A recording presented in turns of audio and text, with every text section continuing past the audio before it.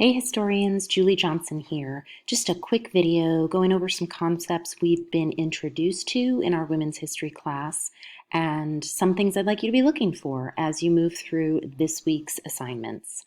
So we talked about the Salem witch trials and the hysteria of witchcraft in the late 17th century, in particularly in the New England colonies. You read about and you watched a video about the Salem witch trials. So some things I'd like you to think about in terms of the women's history that we are traveling through are the causes, or how are these causes specific to women's issues in early America? So the idea of religiosity and a strong belief that Satan was acting on the world that is out of control for these early New England colonists, that Satan is actively recruiting both men and women, but especially women during these witch trials. What does that say about women's place and women's role in these early New England colonies? And then some of the ideas that the troubles of the time can actually influence this idea of witchery and evil performing. I also don't want to completely disclose my favorite cause of the Salem witch trials, which is teenage boredom. The idea that hysteria can roll out of control because of misinformation or youth trying to explore their place in a world is really interesting, even if we look at the present context of the world we live in. So just for your edification, make sure you are applying the history that we are talking about to women in particular, but certainly this is a good review, let's say for the midterm or the final. I'm really interested in these causes of witchcraft hysteria in Salem, Massachusetts. But moving into this revolutionary period, so as we move into the 18th century, we're certainly going to look at the American Revolution from the perspective of women's history. And what role do women play in this American Revolution? Even more to that, how do women, how do they appear in the language of liberty?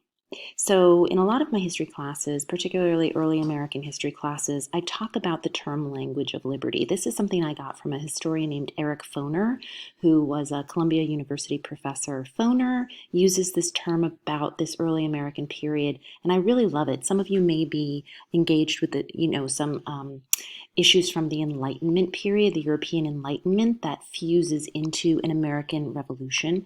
But I love this idea of language of liberty because I want you to think about who has access to the liberty that is being discussed and bandied around during the American Revolutionary period and who doesn't.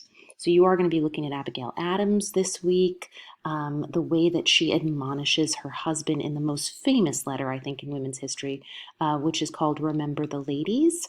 You'll be looking at that letter this week. Look at the language she uses and how she applies a language of revolutionary liberty to the world around her. Also look for, in all of the images that you see around you in this history, why are we going to start to see liberty? I'm going to go back for a second here. It's one of my favorite pictures. This is called Liberty, displaying the arts and sciences.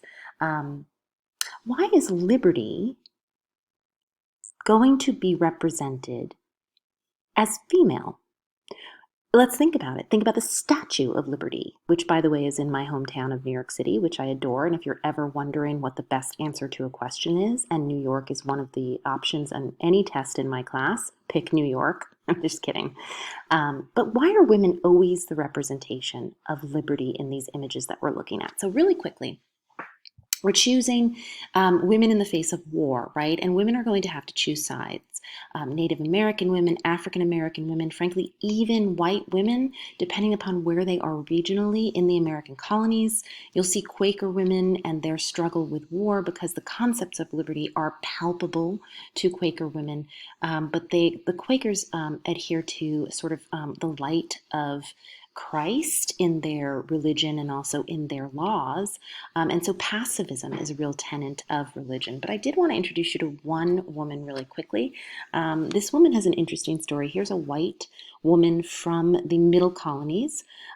She is a married woman who adheres to this idea of language of liberty, but her husband is loyal to the Crown of England. So Grace Growden Galloway, because she is a femme covert, right? A woman who is married, so her identity is coverture by her husband. She is a woman who her life is destroyed because her husband chooses to remain loyal to the crown. And so Galloway will say, "Never get tied to a man. For when once you are yoked, 'tis all a mere joke of seeing your freedom again." Grace Growden Galloway will lose her fortune, her family fortune. She will be basically kicked out on the streets and end her life in poverty during this revolutionary period because her husband remains loyal to England, takes their children with him, and returns to England. But Grace refuses to leave her home in Philadelphia. All right, folks, that's it for me. I went over my time, but I'm really glad to be talking to you this week. Good luck, and let me know if you have any questions. Office hours are lonely. Come visit me in the syllabus. Bye.